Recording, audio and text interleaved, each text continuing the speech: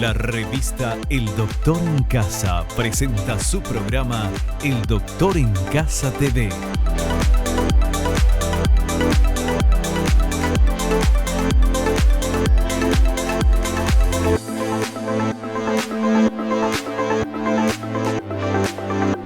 El Doctor en Casa TV.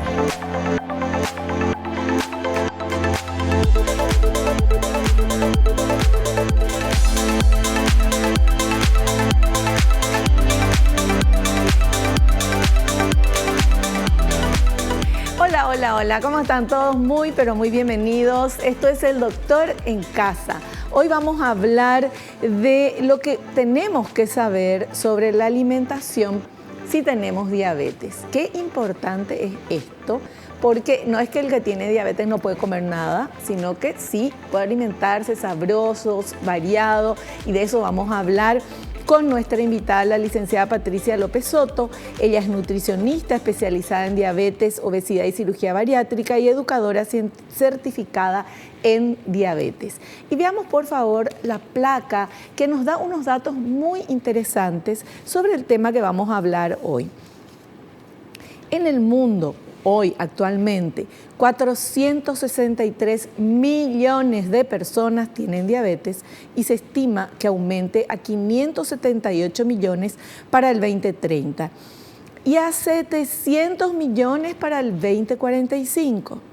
La diabetes tipo 2 representa alrededor del 90% de los casos de diabetes a nivel mundial.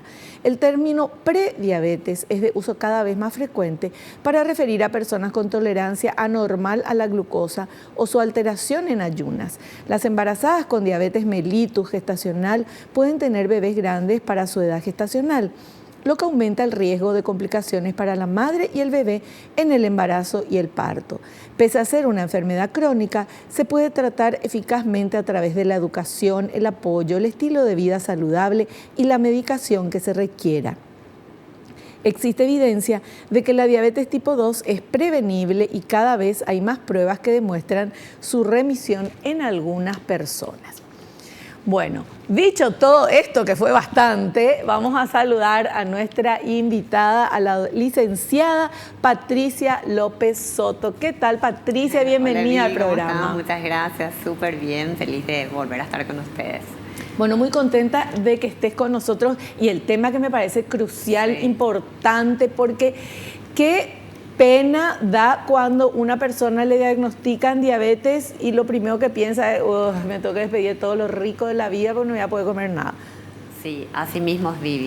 Y la idea es cambiar un poquito y hoy traer esa parte educativa y que los oyentes que escuchen, que vean y que sepan, ¿verdad?, que verdaderamente el tratamiento de la diabetes es súper accesible, amigable. Como decía tu placa, a pesar de ser una enfermedad crónica, con educación, con apoyo emocional, que es el apoyo psicológico, con un estilo de vida saludable que tiene que ver con la actividad física, el movimiento, la farmacoterapia, es que el equipo salud diseña un tratamiento a medida y una persona puede llevar un tratamiento maravilloso y puede tener una buenísima calidad de vida. Perfecto, bueno, genial, y de esto vamos a hablar hoy en el programa. Ahora hacemos un pequeñito corte y volvemos enseguidita.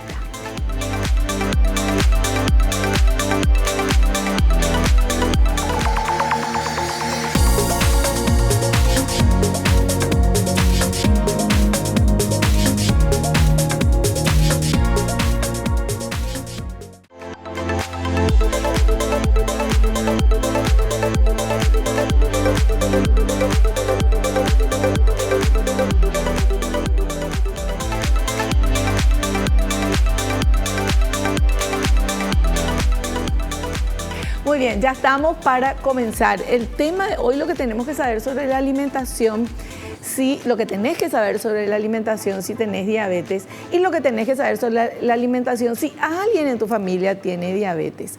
Porque hablaba yo en programas anteriores con otro profesional que hablábamos de diabetes, que sería ideal que toda la familia modifique su alimentación para que no sea la persona que tiene diabetes que tenga algo específico, una comidita separada de los otros, diferente, porque primero eso es discriminación y segundo, obviamente tenés ganas de comer lo que ves, ¿verdad? Entonces hay que hacer un cambio en todo eso, doctora, licenciada. Así mismo es, Vivi.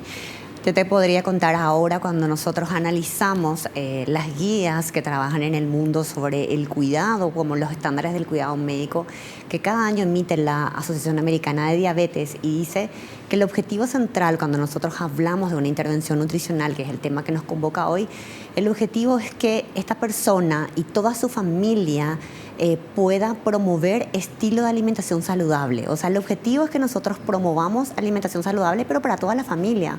Porque la alimentación de una persona que vive con diabetes es la misma que deberíamos hacer todas las personas que queremos cuidar nuestra salud y por sobre todas las cosas prevenir esta enfermedad. Porque como decía tu placa, la diabetes de tipo 2 es una enfermedad que es 80% prevenible. Uno puede tener una condición genética familiar, pero uno llevando un estilo de vida saludable, controlando el peso, lo que uno come, uno puede llegar a prevenir y eso es maravilloso. Claro. Hasta en ese estadio que hablábamos también de lo que es la prediabetes. La prediabetes es un estadio previo al diagnóstico de la diabetes, que se llama como glucosa alterada en ayunas o tolerancia a la glucosa alterada, que se hace a través de un test.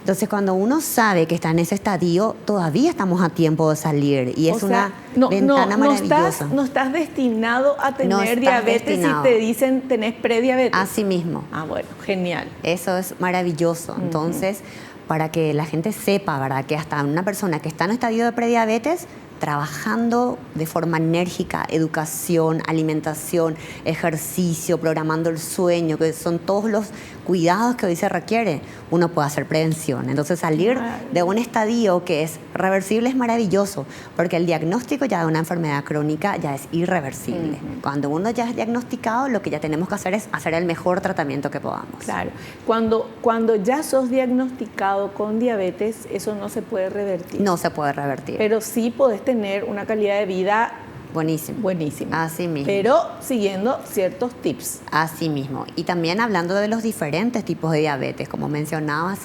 existe la diabetes de tipo 1, que tiene causa autoinmune, ¿verdad? Entonces, esa persona, cuando es diagnosticada, ya va a depender de por vida del uso crónico de la insulina. Pero hoy el desarrollo de la ciencia es maravilloso.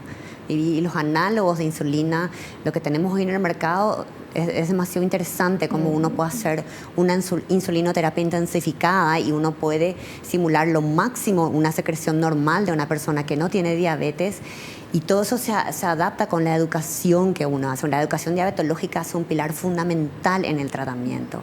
Entonces, a esa persona que nosotros conocemos que tiene diabetes, lo que tenemos que incentivarle es que busque ayuda profesional, que busque una ayuda especializada, porque es una enfermedad muy compleja y específica, pero si uno lo maneja de forma adecuada, uno puede tener una buenísima calidad de vida. Que es eso lo que se busca, ¿verdad? Eso es lo que buscamos todos, tener buena calidad de vida. Así mismo. Si podemos evitar tener diabetes, lo vamos a evitar, que también vamos a hablar con nuestra invitada de eso. Pero si ya te diagnosticaron diabetes, lo mismo, que es una enfermedad crónica que no se cura, pero que sí se trata y vos podés vivir como si no tuvieras nada, que tu calidad de vida sea excelente.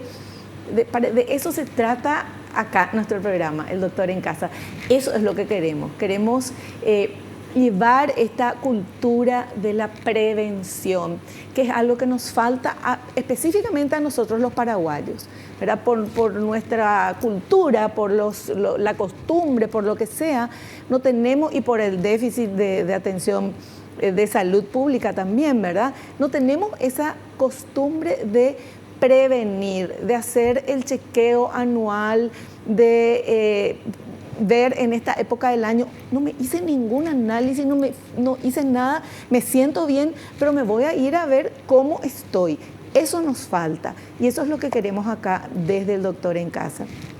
Y hoy en este programa, que específicamente vamos a tratar sobre el tema de diabetes y sobre qué se puede comer, qué no se puede comer y qué pasa cuando te diagnostican. Vamos a hablar con una especialista, estamos hablando con la licenciada Patricia López Soto, ella es especialista en esto y no solamente es especialista, ama esto, porque cuando habla se le nota esa pasión y esas ganas y sobre todo la educación, porque vos... Sí. Siempre resaltás eso. Sí, es demasiado importante, Vivi, y cambia la calidad de vida de una persona. Cuando yo recibo pacientes en el consultorio que ves que están bastante desorientados y con una consulta bastante larga, exhaustiva, sacamos datos y hacemos, como se dice, diseñamos ese traje a medida que debe tener cada persona. Es impresionante cuando a la semana te dice, me siento mucho mejor, claro, esos ajustes que hice me están ayudando, después al mes te escriben, nunca tuve estos valores de hemoglobina glicosilada tan bajos, entonces da gusto, ¿verdad? Cómo claro, uno puede ayudar a que esa persona que capaz venía tan triste, tan bajoneada, cuando le das herramientas y mensajes claros y le das una educación precisa, cómo puede ir mejorando todo. Eso claro, es lo más importante. Importantísimo. Y nosotros vamos a seguir aprendiendo aquí en El Doctor en Casa. Vamos con este material, por favor. Diabetes y obesidad. Cuanto más elevado es el sobrepeso, más elevada es la cantidad de grasa en el organismo. De forma paralela, se observa un aumento de la glucemia. Para reducirla, el páncreas secreta insulina en exceso, lo que conlleva su estancamiento por no poder producir suficiente. Entonces se produce la hiperglucemia y se desarrolla la diabetes. La obesidad unida a la diabetes puede originar riesgos cardiovasculares, ser el origen de la oclusión de las arterias de las extremidades inferiores, arteritis, que provoca una pérdida de la sensibilidad nerviosa y la imposibilidad de cicatrizar las heridas en los pies debido a la falta de oxigenación. También puede causar problemas oftalmológicos como cataratas e incluso una pérdida total de visión.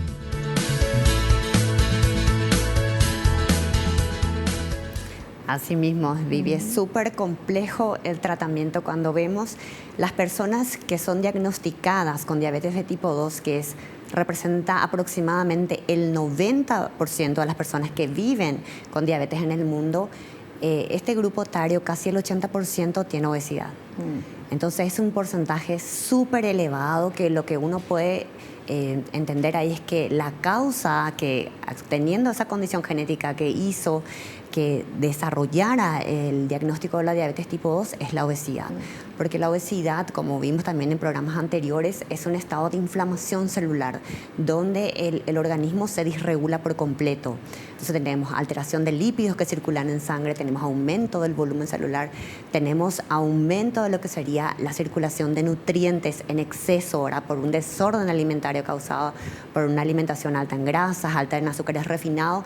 Entonces el cuerpo lo que hace es generar un estado que se llama insulinoresistencia. Esa insulina, que es la hormona encargada de que la glucosa ingresa a la célula, está en una situación de desesperación, ¿verdad?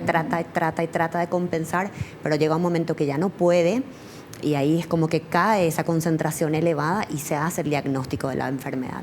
Entonces, una de las primeras herramientas educativas que nosotros proponemos al paciente, porque cuando hacemos el tratamiento, hoy día no se hace la mirada solamente a la glucosa, sino que se hace una mirada integral. Lo que tratamos primero es proponerles objetivos en el peso corporal, le hacemos la bioimpedancia, vemos cuánto tiene de grasa, le decimos vamos a tratar de salir de la obesidad, vamos a tratar de mejorar la presión arterial, vamos a tratar de trabajar los lípidos para que mejoren, porque casi siempre va asociado a colesterol y triglicéridos elevados. Entonces es lo que se llama como un síndrome metabólico, ¿verdad? Cuando la persona inicia un proceso de cambio intenso, ajustando siempre la farmacoterapia, que son objetivos del médico tratante, uno va viendo cómo con la pérdida de peso de aproximadamente entre el 10 al 15% del peso inicial en una persona obesa, mejoran toditos los parámetros metabólicos, ¿verdad? Entonces, a tener en cuenta las personas que nos están viendo desde su casa, que la obesidad es el factor de riesgo más importante, pero prevenible, de la diabetes de tipo 2. Claro. Así y cuando se habla de obesidad, muchas veces uno dice, no, ya tiene el gen del obeso, ya es muy difícil que adelgace.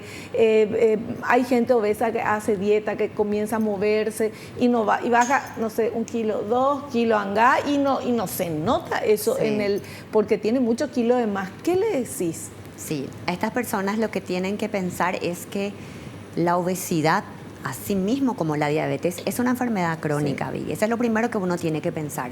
Entonces, nunca va a funcionar arrancar una dieta un lunes y terminarla el viernes. Entonces, lo que uno tiene que proponerse decir es, bueno, vamos a hacer las paces, con la comida y con mi cuerpo, y vamos a proponernos cambios fuertes y profundos. Lo que uno tiene que proponerse es que ya sabe lo que le vino haciendo mal a lo largo de la vida. Entonces uno piensa, ¿cuántos años tengo hoy? Tengo 25, tengo 35, tengo 45, tengo 55.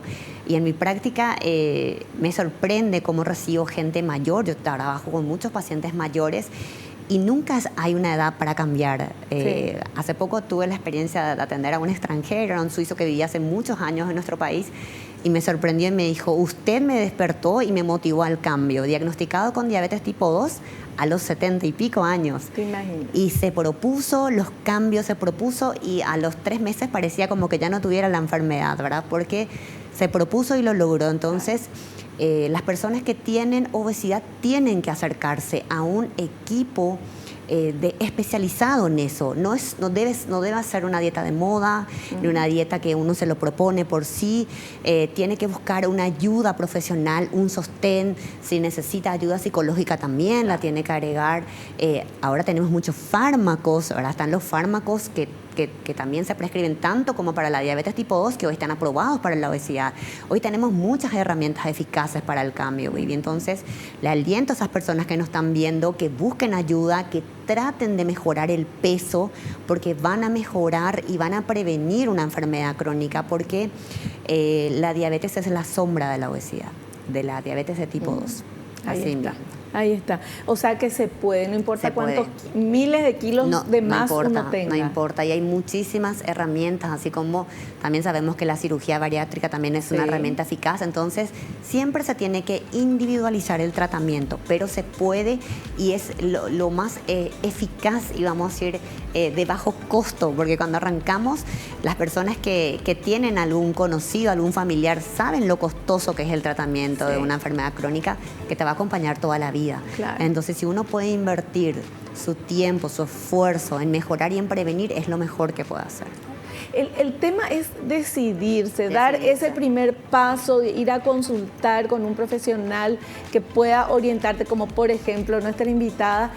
Eso es lo que más cuesta, ¿verdad? Y es el paso principal. Porque después, cuando comenzás a hacer las cosas bien, a la semana ya te das cuenta y ya te sentís mejor, y eso otra vez te da más fuerza. Adelante y fuerza, que eso es lo que queremos lograr aquí en nuestro programa. Hacemos un corte, volvemos ya.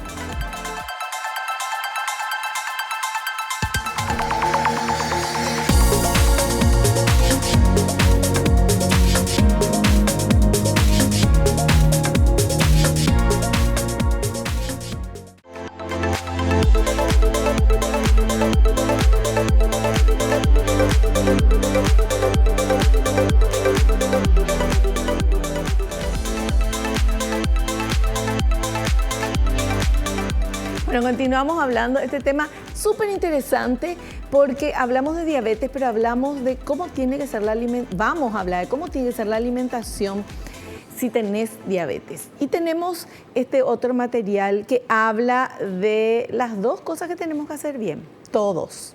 A ver. Beneficios de alimentarse bien y hacer actividad física regularmente. Mantiene los niveles de glucosa en la sangre, presión arterial y colesterol dentro de los valores deseados, mejora la circulación de la sangre, quema calorías adicionales para que pueda mantener el peso controlado, mejora el estado de ánimo.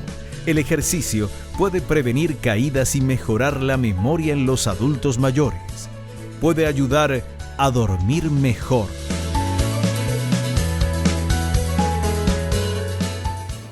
Así mismo, Vivi. Esos son los beneficios que uno obtiene cuando arranca este cuidado, este estilo de vida, empieza a comer mejor, empieza a seleccionar mejor sus alimentos. Entonces los beneficios son maravillosos y uno lo ve en la práctica. Uno ve cómo el paciente que verdaderamente se decide, se motiva, arranca y se propone. A los 3 meses, que nosotros hacemos cada 3 meses los controles laboratoriales en el seguimiento de una persona que vive con diabetes, es impresionante como el que verdaderamente se decide y cambia puede mejorar todos sus parámetros, y no solamente la glucosa, sino la glucosa, los lípidos, la presión, y esa pérdida de peso que la mayoría, como te decía, necesita, hace que mejore su calidad de vida, Claro. mejora su autoestima, mejora cómo se siente. Y cuando aprende a comer, sabe que puede llevar una vida completamente natural y normal dentro del entorno familiar, laboral. Puede ir a eventos sociales, no tiene que estar excluido. Claro. ¿Verdad? Entonces, términos como, por ejemplo, hoy ya no se usa la palabra diabético, sino se dice persona que vive con diabetes, persona con diabetes, son palabras que uno hoy se está trabajando en la educación para que normalicemos más Claro. esta situación, porque uno Que la mayoría, verdaderamente un porcentaje altísimo de la población tiene obesidad. vive con diabetes. Y también con obesidad. Y con obesidad. Así mismo. Sí. Es un porcentaje elevado. La prevalencia a nivel nacional es aproximadamente del 9.7 al 11%. Es mucho. Es mucho. En un país que no tiene muchas estadísticas también, Así ¿verdad? mismo, O sea, así esto es mismo. de las personas que fueron a Sí, tratarse. sí. ¿Qué cantidad de personas Sí. con obesidad y diabetes que no saben que tienen diabetes? Muchísimo. ¿Verdad? Obesidad saben, pero no van Y a... de estas estadísticas, lo que se sabe es que el 50%, la prevalencia se hace en un estudio, hay una base de datos de personas que acuden, por ejemplo, al Programa Sí. Nacional de Diabetes, pero el 50% de este 10% de la población ni siquiera sabe que tiene la enfermedad, Claro. ¿verdad? Entonces, por eso es súper importante conocer, escuchar de esta enfermedad, de los signos, de los síntomas, ¿verdad? Que seguramente hablaron en otros programas, pero es súper importante, y cuando uno ya sabe que tiene una condición genética familiar, trabajar en la prevención es Claro. lo más maravilloso que uno puede Claro, hacer. por supuesto. Y sobre todo pensar, porque para esto de alimentarnos bien y de hacer ejercicios diariamente, eso no solamente una persona que vive con diabetes o que tiene prediabetes. Todos tenemos que hacer eso. Y hay que pensar de aquí a 10 años, cómo quiero estar. Digo 10 años porque es un lapso interesante Sí. de tiempo, ¿verdad? ¿Cómo quiero estar o cómo quiero estar en mi vejez? Así Hay mismo. un meme, es verdad, pero que indica mucho esto. ¿Cómo querés estar cuando seas viejito? Decía Sí. eso. Y se ve a la misma persona, al mismo actor, ¿verdad? No sé, haciendo ejercicio, caminando, y la misma persona en una silla de rueda o apenas caminando despacito. Y eso, la vejez no tiene que impedir hacer cosas. Así mismo. Una persona puede llegar a la edad de adulto mayor con una buenísima calidad de vida y no depende, como siempre digo, de los años, depende de lo que hacemos para llegar a esos años. Así mismo. Bueno, y ahora tenemos este material que justamente es el título de nuestro programa, ¿qué comer si tenés diabetes? Dice acá, si vivís con diabetes. A ver. ¿Qué comer si tiene diabetes? Puede comer sus alimentos preferidos. Es posible que tenga que hacerlo en porciones más pequeñas o menor frecuencia. Verduras, entre las que no contienen almidón, brócoli, zanahorias, vegetales de hojas verdes, pimientos y tomates. Las ricas en almidón incluyen papas, maíz y arvejas. Frutas, naranjas, melones, frutillas, manzanas, bananas y uvas. Granos, por lo menos la mitad en el día deben ser integrales. Trigo, arroz, avena, maíz, cebada y quinoa. Proteínas, carnes magras, huevos, nueces y maní, porotos, garbanzos, lentejas. Lácteos descremados, bajos en grasa o sin lactosa si tiene intolerancia. Pero al final come todo. Comes todo, así mismo. Acá quiero hacer también, quiero comentarles a la gente que nos está escuchando que no existe, que las guías, los estándares del cuidado médico que se lanzan año a año por la Asociación Americana de Diabetes se lo van enfatizando año tras año, que no existe un único patrón de alimentación para una persona que vive con diabetes. Entonces, lo que nosotros hacemos, Vivi, siempre es individualizar el tratamiento. Uno puede llevar adelante una alimentación de estilo mediterráneo, que es algo de lo que a mí me encanta trabajar y veo buenísimos resultados, así como una persona puede hacer una dieta DASH, que es una dieta que se usa para el tratamiento de la hipertensión, que es muy parecida a la mediterránea, así como uno puede ser un vegetariano estricto, un vegano, un lacto vegetariano, o puede probar una alimentación de bajo aporte de carbohidratos, o puede probar una alimentación de un aporte muy reducido de energía. Entonces, no existe un único patrón, no es que esta es la dieta de la persona que vive con diabetes. No existe.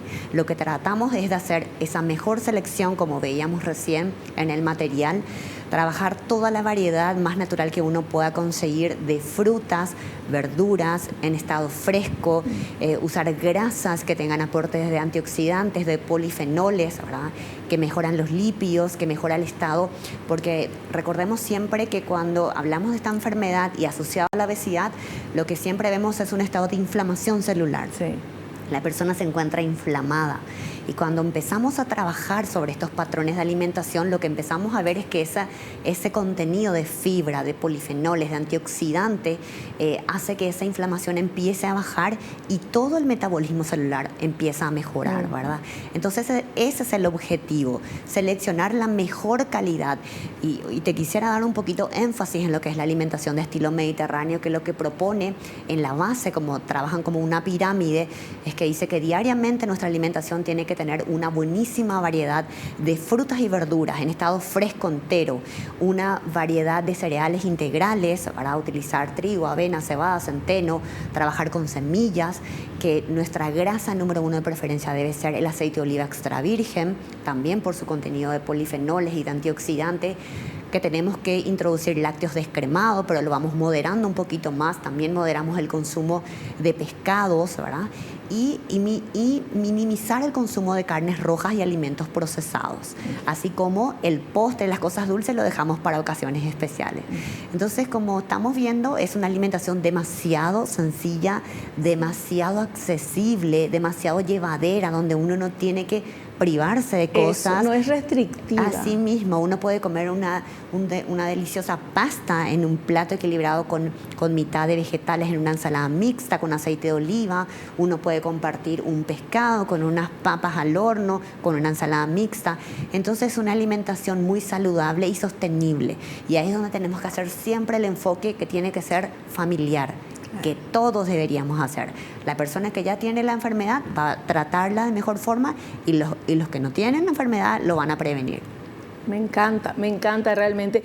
Y la dieta mediterránea es deliciosa, es fácil de hacer. Es muy fácil de hacer, muy fácil. Ahora, ¿cuál es esa otra dieta que dijiste? ¿DASH? La dieta DASH. ¿Cómo es esa? Es una dieta, ¿verdad?, que se propone muy parecida a lo que recién dije de la dieta mediterránea, pero hace el enfoque hacia el calcio que tienen los lácteos desnatados y descremados, ¿verdad? Entonces, lo que hace es como aumentar un poquito el consumo de lácteos en esa alimentación con la misma base del consumo de frutas, verduras, antioxidantes, consumo moderado de carnes, ¿verdad?, proteínas magras, ¿verdad? Y con eso se mejora mucho la pérdida de peso y el tratamiento de la hipertensión, que son todas patologías que van asociadas al exceso de peso. Claro, fantástico. Bueno, y ahora vamos a ver el material que nos habla de las grasas y las famosas grasas saludables. A ver. Las grasas saludables. Consuma alimentos que tengan grasas saludables para el corazón, provenientes principalmente de estas fuentes. Aceites que se mantienen líquidos a temperatura ambiente, como el de canola o el de oliva, nueces y semillas. Pescados saludables para el corazón como salmón, atún y caballa. Aguacate. Bueno, entonces lo que acabamos de ver en el material es una parte importantísima de la alimentación de una persona que vive con diabetes, que tampoco existen hoy día ya porcentajes establecidos. Antes, cuando yo estaba arrancando mi carrera en la época de facultad, recuerdo que era tanto por ciento de carbohidratos, hablaba de un 50, 55%, hasta un 20% de proteínas y el resto eran grasas. Hoy día eso también ya está súper actualizado y uno tiene que trabajar sobre lo que el paciente desea y cómo viene alimentándose. Hoy sabemos que las proteínas podemos llevar al 30% para aumentar lo que es la saciedad, ¿verdad?, de una alimentación cuando buscamos pérdida de peso y controlar que esa persona controle su alimentación. Y las grasas podemos llevarla en un 25 o un 30%. Pero ¿qué recomendamos recomendamos que la mayor parte de esta fuente de grasa sea de origen vegetal, que sea saludable, ¿verdad? Y que también mezclemos con fuentes de pescado, como vimos, bueno, nosotros no tenemos en nuestro país pescados de mar frescos, ¿verdad? Que tienen buena fuente omega 3, pero si podemos acceder a una lata de atún, ¿verdad? Que tanto lo podemos conseguir en forma de que venga conservado en aceite o que sea al agua, cuando optamos por el que tiene aceite, lo que ya no le vamos a hacer es agregarle más aceite, por ejemplo, si voy a hacer una ensalada, pero son fuentes muy buenas, las semillas, así como los frutos secos, ¿verdad? Toda la variedad y la gama que tenemos de frutos secos, y el aceite de oliva extra virgen, que como decía recién es la estrella del tratamiento de la dieta mediterránea, ¿verdad? Entonces tienen polifenoles, tienen antioxidantes que ayudan a mejorar siempre ese estado de inflamación que tiene el organismo cuando tenemos de base una enfermedad crónica. El aceite de oliva extra virgen es para comerlo así crudo, ¿verdad? Exacto. No cocinar algo en el aceite, porque ahí ya pierde. Ya pierde, sí. Cuando el aceite de oliva extra virgen está en estado natural, el extra virgen se habla de la mejor calidad por el procesamiento que le llevó a la extracción, ¿verdad? Entonces, en el estado natural uno aprovecha todos sus nutrientes. Cuando es sometido a altas temperaturas ya se modifica la composición de estos ácidos grasos, como el ácido oleico, que es el ácido graso por excelencia, el monoinsaturado. Entonces se recomienda siempre cuando vamos a trabajar, por ejemplo, en la dieta mediterránea, se proponen que sean 25 ml en el día y que sean en forma cruda, ¿verdad? Entonces uno divide entre el almuerzo y la cena, ya sea que tome un 25 panache. ml, que como es en una cuchara de sopa, por ejemplo. En una cuchara de sopa, cuando uno lo va a medir, cada cuchara tiene más o menos 5 ml. O sea, Entonces, 5 cucharas de sopa de aceite. en el día. En el día. En el día, exactamente. Fantástico. Bueno, vamos a hacer un corte, licenciada, y volvemos enseguidita.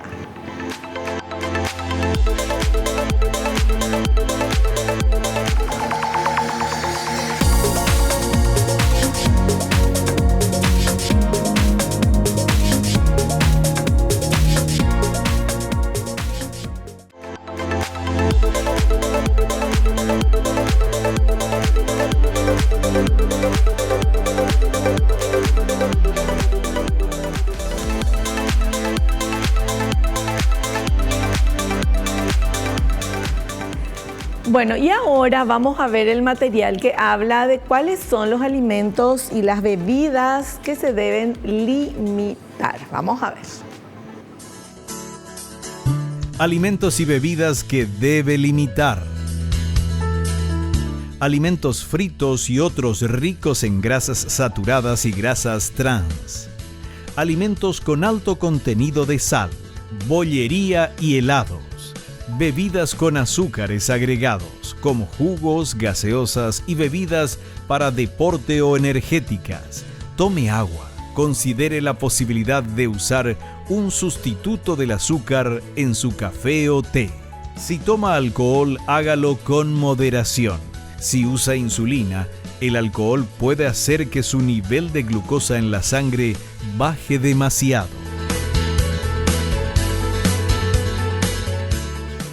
Así mismo, Vivi. Muy interesante la placa, porque el material, porque verdaderamente eso tiene que ser un concepto básico. Una persona que vive con diabetes lo que tiene que hacer es evitar que las calorías ingresen en forma líquida y por sobre todo en forma azucarada. ¿Verdad? Entonces, también hacer una salvedad con el jugo de frutas. Ni siquiera el jugo de fruta natural se recomienda. ¿Por qué? Porque el alimento ya viene licuado, ya viene procesado. Entonces, tenemos una absorción muy rápida del azúcar, que no es lo que nosotros buscamos. Pero sí la fruta como tal, de forma perfecta, ¿verdad? Esa es la recomendación. Y si usamos la fruta con cáscara y si la consumimos entera y masticamos lento, el proceso es completamente diferente. Tenemos un proceso absortivo del azúcar, que es la fructosa en la fruta, de forma mucho más lenta, lo que hace que la respuesta postprandial que se mide cuando uno mide la glucosa en sangre sea mucho más lenta. A diferencia de que si yo agarro esa misma fruta, la licuo con agua y me la tomo, por más que no le adicione azúcar, la absorción va a ser rapidísima porque ya está completamente procesado. Lo mismo que se mostraba en el material sobre las grasas, ¿verdad? Evitar todo lo que sería bollería, pastelería, embutidos, ¿verdad? Los salames, todo lo que sería alimento ultraprocesado con alto contenido de sodio, ¿verdad?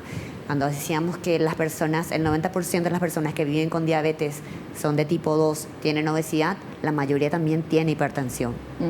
Entonces los alimentos con alto contenido de sodio tampoco convienen porque... O sea, el jamón, por ejemplo, del sandwichito jamón y queso, el jamón no. Se puede si se va a consumir en el contexto de la alimentación saludable. Ajá. Pero si uno se sentaría a comer como una comida principal, una picada de salames, sí, y va a tener mucho chorizo, eso es altísimo en sodio, ¿verdad? Entonces ahí sí ya no conviene. Sí, uno podría comer una feta de jamón. El jamón es un embutido magro, ¿verdad? Jamón cocido. Jamón cocido. Porque el crudo es más exacto, que tiene más sodio. Pero uno le puede poner a ese mismo sándwich, le puede poner rodajas de tomate, le puede poner aceite de oliva, las tapas como una grasa sana. Entonces, en el contexto de una alimentación saludable lo podría hacer. Y cuando hablamos de este tema de las bollerías y demás, estamos hablando de que utilizan harina blanca, muy procesada, azúcar adicional. Entonces ahí buscaríamos opciones como hacer budines, panqueques, muffins en base de avena. Buscamos un sustituto del azúcar, podemos usar un endulzante natural como es la stevia, que nosotros lo tenemos en nuestro país. Podemos usar algo parecido como la sucralosa. Entonces, ¿qué hacemos? Buscamos tener una mejor calidad de nutrientes para tener una mejor respuesta en sangre, ¿verdad? Porque esa selección de alimentos que acabamos de ver, lo que va a hacer es empeorar el estado inflamatorio que ya tiene en sí una persona que vive con diabetes. Claro. ¿Y pan pueden comer? Sin problema. Lo que vamos a hacer es seleccionar que el pan sea de la mejor calidad.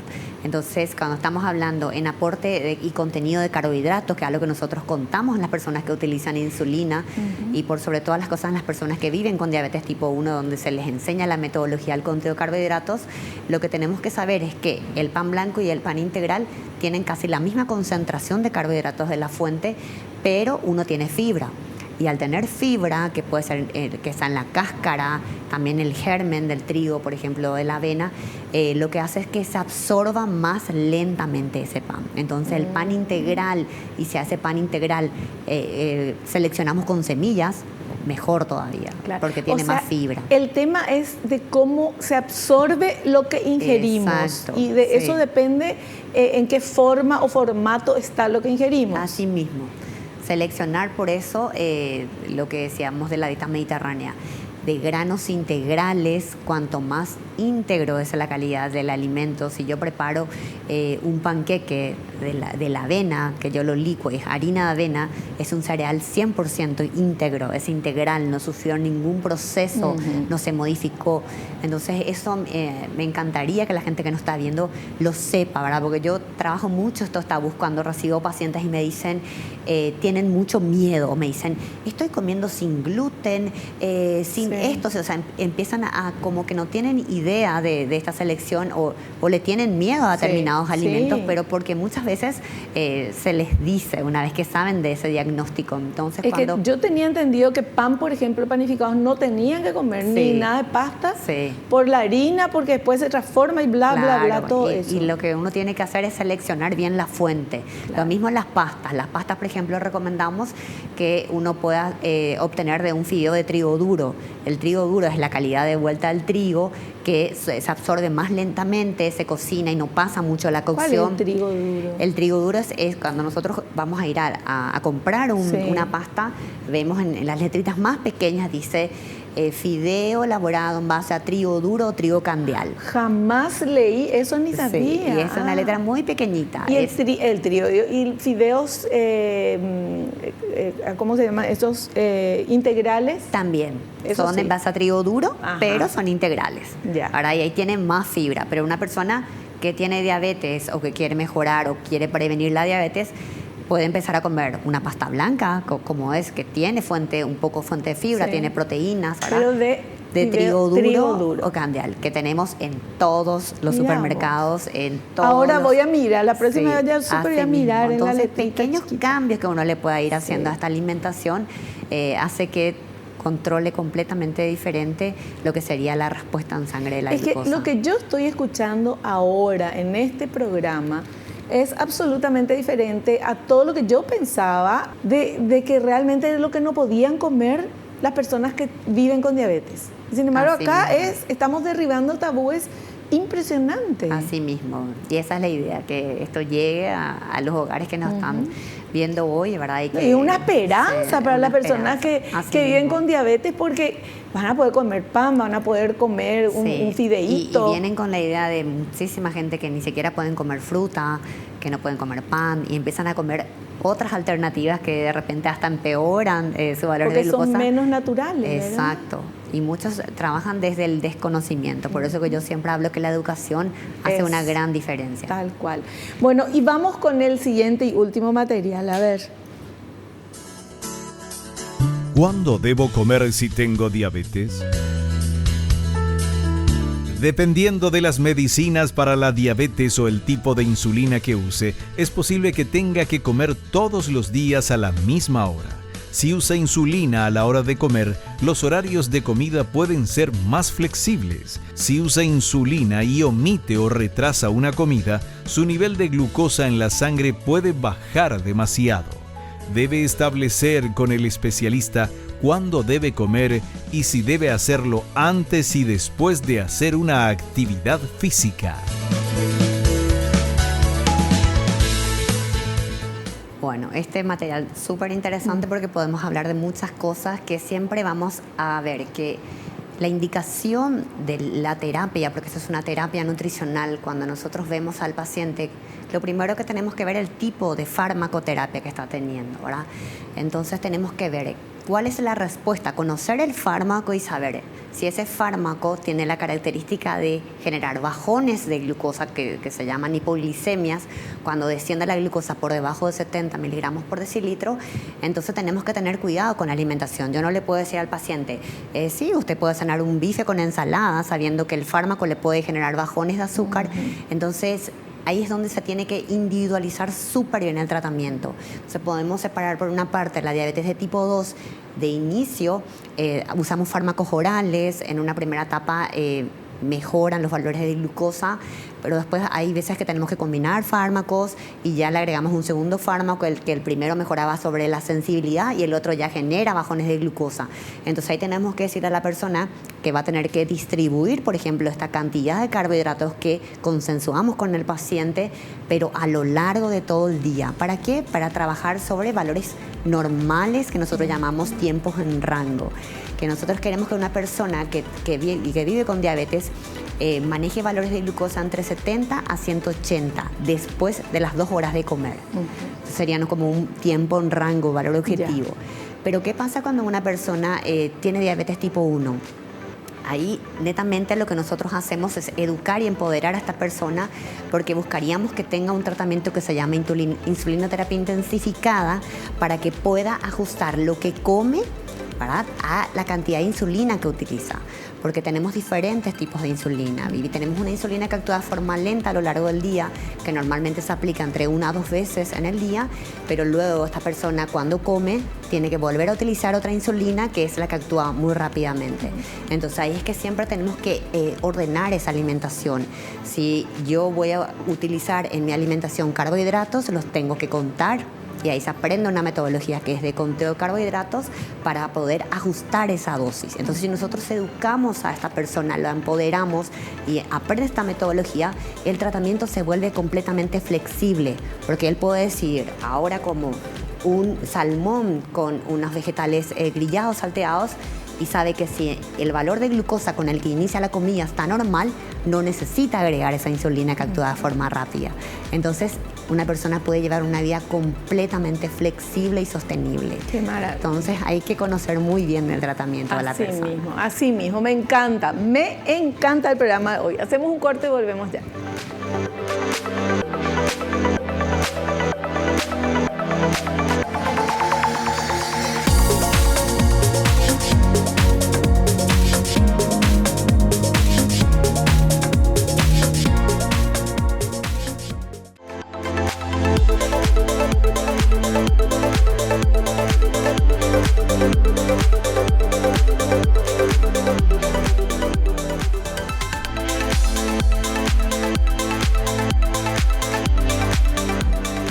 Bueno, y en esta parte final del programa vamos a ver las consultas que ustedes enviaron para nuestra entrevistada. A ver, por favor.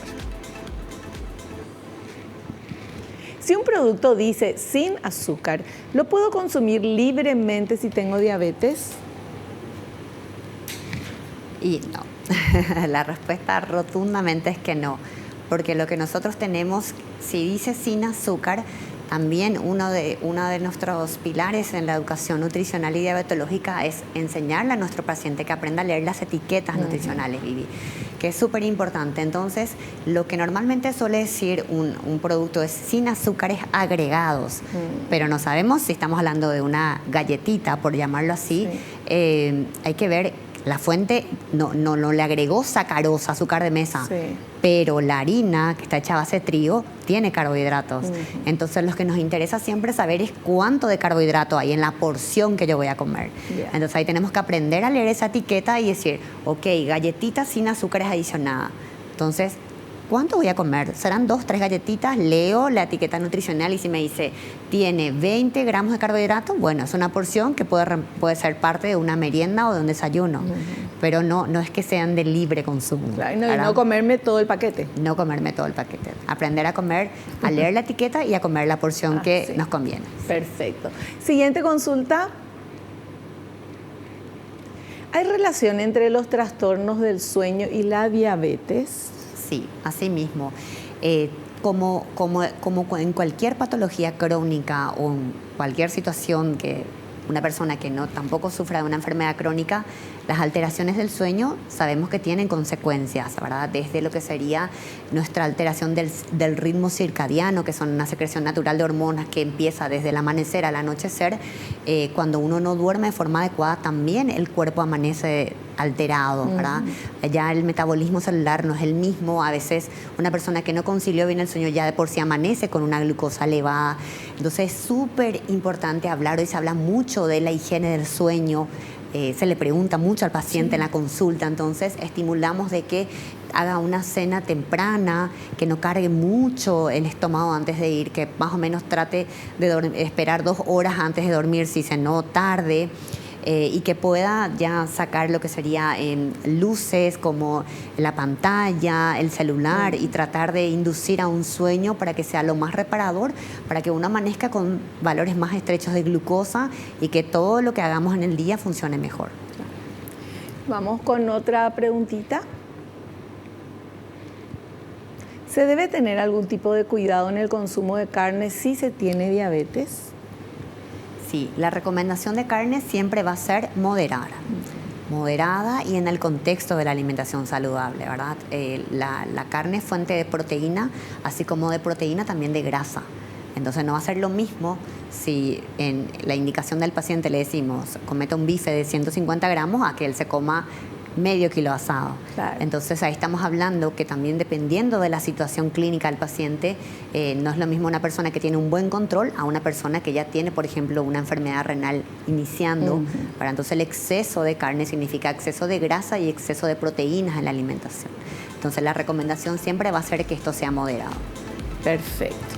Bueno, se nos terminó el programa, pero estuvo súper interesante. Me imagino que ustedes están como yo también, así, todas con mucha información nueva que procesar y, bueno, buenas noticias para las personas que viven con diabetes.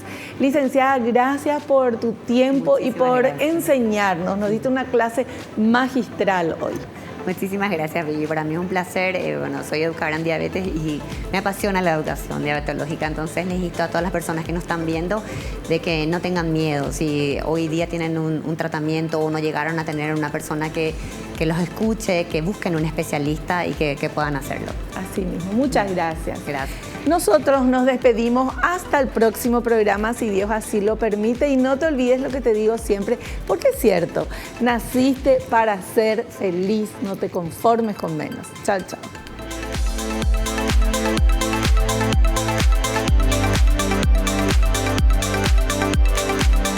La revista El Doctor en Casa presentó su programa El Doctor en Casa TV.